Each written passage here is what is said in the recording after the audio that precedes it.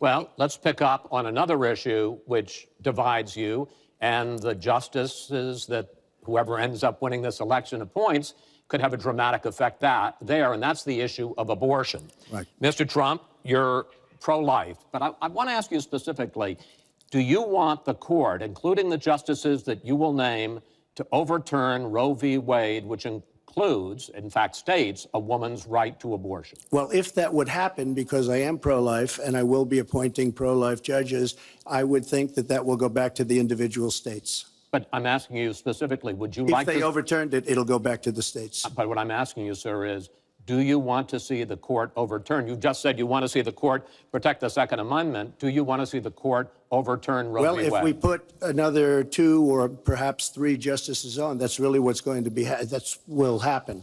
And that'll happen automatically, in my opinion, because I am putting pro-life justices on the court. I will say this, it will go back to the states, and the states will then make a determination. Secretary Clinton. Well, I strongly support Roe v. Wade, which guarantees a constitutional right to a woman to make the most intimate, most difficult in many cases, decisions about her health care that one can imagine. And in this case, it's not only about Roe v. Wade. It is about what's happening right now in America. So many states are putting very stringent regulations on women that block them from exercising that choice, to the extent that they are defunding Planned Parenthood, which, of course, provides all kinds of cancer screenings and other benefits for women in our country. Donald has said he's in favor of defunding Planned Parenthood. He even supported shutting the government down to defund Planned Parenthood. I will defend Planned Parenthood.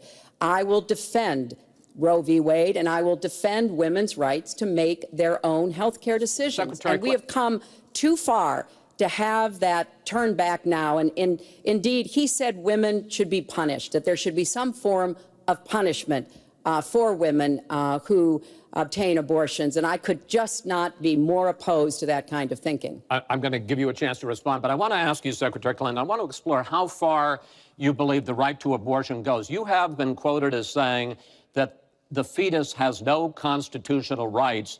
You also voted against a ban on late-term partial birth abortions. Why? Because Roe v. Wade very clearly sets out that there can be regulations on abortion so long as the life and the health of the mother are taken into account. And when I voted as a senator, I did not think that that was the case. The kinds of cases that fall at the end of pregnancy are often the most heartbreaking, painful decisions for families to make. I have met with women who, toward the end of their pregnancy, get the worst news one could get, that their health is in jeopardy if they continue to carry to term, or that something terrible has happened or just been discovered about the pregnancy. I do not think the United States government should be stepping in and making those most personal of decisions. So you can regulate, if you are doing so, with the life and the health of the mother taken into account. Mr. Trump, your reaction, and particularly on this issue of late-term partial birth abortion. Well, I think it's terrible. If you go with what Hillary is saying, in the 9th month, you can take the baby and rip the baby out of the womb of the mother just prior to the birth of the baby. Now, you can say that that's okay, and Hillary can say that that's okay, but it's not okay with me. Because based on what she's saying and based on where she's going and where she's been, you can take the baby and rip the baby out of the womb in the 9th month on the final day. And that's not acceptable. Well, that is not what happens in these cases. And using that kind of scare rhetoric is just terribly unfortunate.